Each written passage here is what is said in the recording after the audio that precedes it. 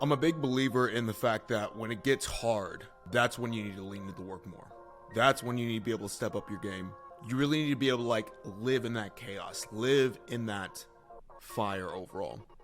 The reason why I say that is a very simple thinking model for me. I know whatever I'm going through at the current moment in time, whatever hardships in business, however hard or difficult it may be, I'm not the only one it's happening to, right? I don't play the victim card. I don't go, woe is me. I don't go, why can't this be easier? Why does everybody else seem like it's happening easier for them? Why do they seem like they have an easier job? They don't. They go through the exact same hard shit that you are going through right now.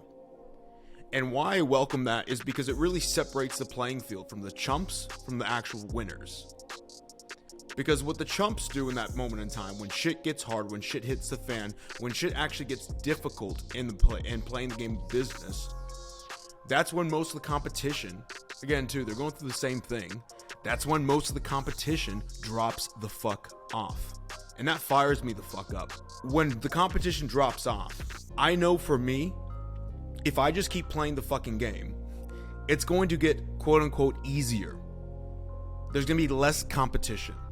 Less people trying to continually push for that higher level. When the competition drops off, the true competitors like really rise to the top. And the less competition, quote unquote, that you have, the easier it is to win the game. It's easier to beat one opponent than 100 opponents. That's like again too, if you're trying to beat 100 people in a street fight versus one person, I'd rather take one motherfucker. Now, there's also a flip side to this. When you continually stay in that hard shit, continually push forward, continually just stick it through while other people are giving up. Now you're in the realm of like real players. You're in the realm of better skilled entrepreneurs, better skilled businessmen, right? And you kind of know the way they think. You know they're going through the same hard shit. They, like again, too, you're not an anomaly. The things you're going through, everybody else is going through. And it becomes a game of strategy at that point in time. You have to know the enemy, and you have to know yourself. If you know the enemy, again, too, even though they're sticking it the fuck out, but they smoke weed all fucking day, great. I know my leverage point. I know my advantage point in that sense. They're not as focused as me. So if I have a problem smoking weed, or if I have a vice that's similar to them, if I just cut that vice out, now I'm more strategically well off in the game of battle. Because I'm going to be able to be 100% focused, not hazy-minded, not kind of just chilling, relaxing. I can give my full focus, energy, and attention to the thing that I'm trying to solve. And that's all business comes down to. Who can best solve the fucking problem? As barbers, the biggest problem you have when you first start off is how are you able to convert new clients that already have a barber? Everybody has a fucking barber. Everybody gets their hair. Nobody has never gotten a haircut. Maybe a very select few of people. But again, too, everybody's gotten a haircut prior. So the idea of this, your competition, you are stealing clients from other motherfuckers, right? And if they're not on par, if they're not fully focused day in and day out, it makes it easier for you to take those clients from their business and give them a better business to give their money to. Everybody's going to give their money to somebody. Nobody's going to hoard all their money. There's a transferring of money that happens every single day from person to business because of value, because of they see something else in that business that provides them more. So this is why I'm always like, look, it's a lot of fucking shit to handle. Yes, you have all your fucking content to go ahead and make every day. Yes, you got to be on top of like your personal development. Yes, you have to be improving your product every fucking day. But if you just continually push, if you continually cut out the vices, if you make yourself a better weapon in the game of battle, better than your fucking opponent by knowing yourself and knowing your opponent, how are you not going to fucking win? How are you not going to rise to the top? How are you not going to blow past the competition because they are unfocused? And I say this all the fucking time. And you guys still fucking like, again too, you guys still saying this goddamn mindset, this peasant mindset of just, oh man, but like, it's so hard. It's not hard. It really isn't. If you want to fucking win and crush the competition, if you're a true competitor, you'll do whatever the fuck it takes, right? Like if I have to slit a man's throat to win, fuck it. I will do that because I want to win that fucking badly. If I have to embarrass a motherfucker, I will do that. I have to make a motherfucker my cuck, I will fucking do it because I enjoy winning that much and I hate losing that much as well too. Think about it like this, right? Who would you think was the biggest bitch on your fucking high school football team or high school team, whatever sports team that you ever played on? The biggest bitch was always the motherfucker when the stakes got high, when the pressure was on, when it was late in the game, when you guys were behind or tied against a very formidable opponent. They started worrying. They started stressing. They started getting in their head. They got unfocused. They got unhinged. The best motherfuckers, ooh, they like that shit, right? They almost have a little sick, little something off in their head because they love that pressure. They love that stress. They thrive in it. And the better that you can go ahead and learn how to thrive in this chaos, I believe that's a skill set that's, again, too, in the personal development realm. If you can understand how to survive and thrive in that, who the fuck is going to beat your ass? Because, again, everybody's going through the same shit the higher that you go. They're going through the same problems. They're experiencing the same mindsets. If you just create and mold yourself into a more formidable weapon, you can't be beat. Who the fuck is going to beat you?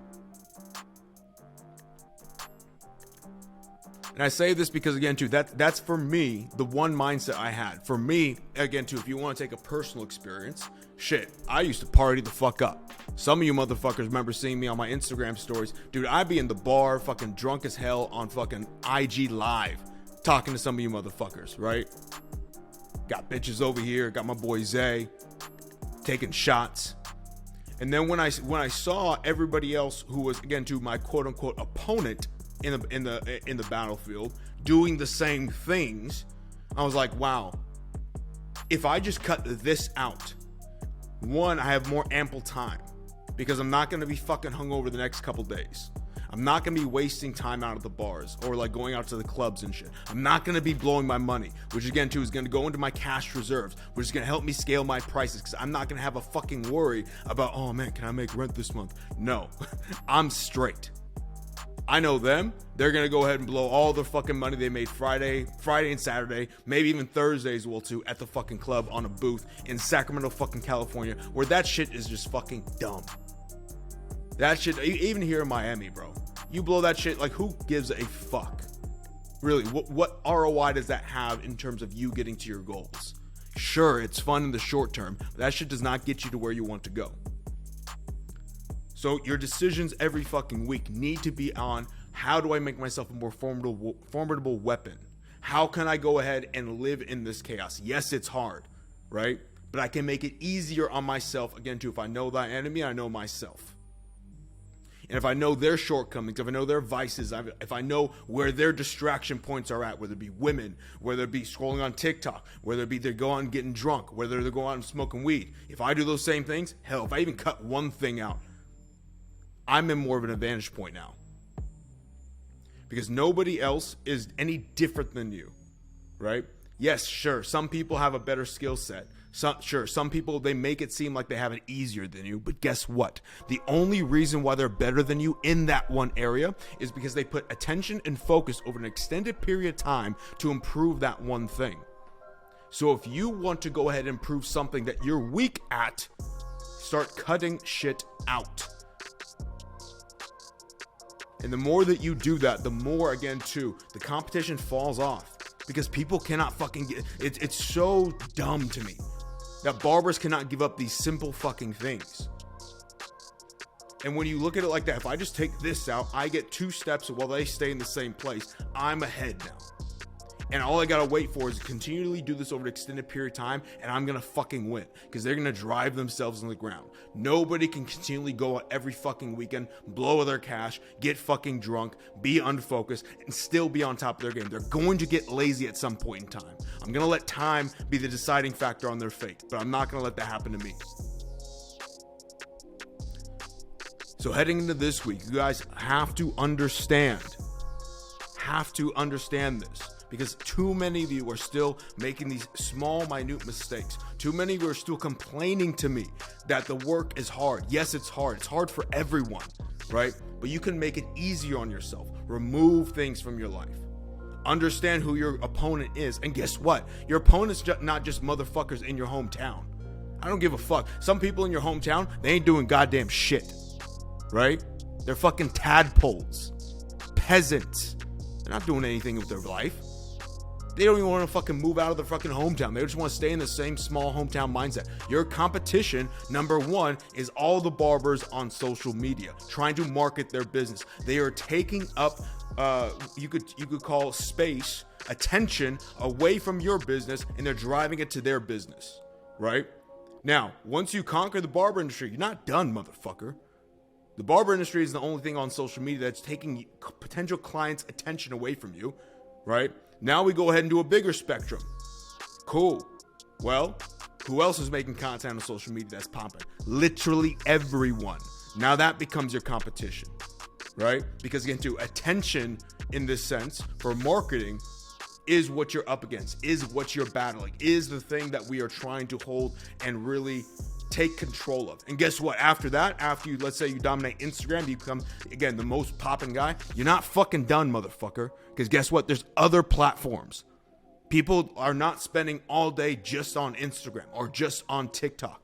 People are going to Instagram, TikTok, Twitter, Threads, YouTube. Shit, you can even say Pornhub for most motherfuckers. They have a porn addiction. Now you become, okay, how can I keep these people on this platform and literally only make them want to go on the platform and think, if I'm on this platform, I want to watch this motherfucker, right? Some people just dominate a platform. Mr. Beast, he doesn't give a fuck about TikTok or Instagram. Motherfuckers just dominating YouTube. Sam Sulek. I love watching how Sam Sulek is going out there and just literally dominating the space in fitness. And you need to start looking at these examples in other industries and other markets and how people are rising to the top, and also how you're interacting with the content and their marketing overall.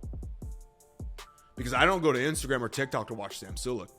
If I go to YouTube, fuck, the first video that pops up is Sam Sulek. Sometimes the only thing I want to watch on YouTube is just Sam Sulek or Derek from moreplacemoredates.com.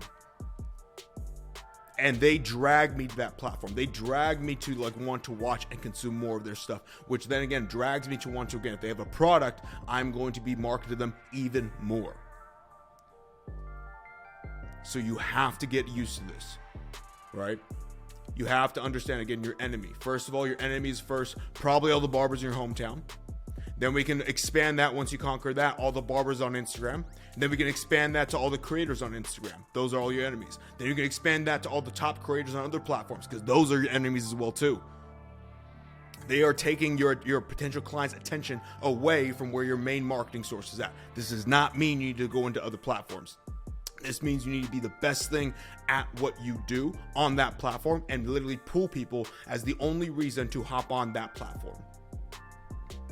So, with that, stay focused, know yourself, know your enemy, make yourself a more formidable weapon, and thrive in how hard it gets. Because most barbers don't even think in that big of spectrum. All they think about is just, again, to their hometown barbers, the barber in their shop, a 5-10 mile race. That's peasant shit. That's easy shit. We can do that in fucking 10 days. Take that bitch over. Start thinking bigger. Start understanding that for yourself, there's another level of competition to dominate. Start creating these enemies and be better than fucking competition.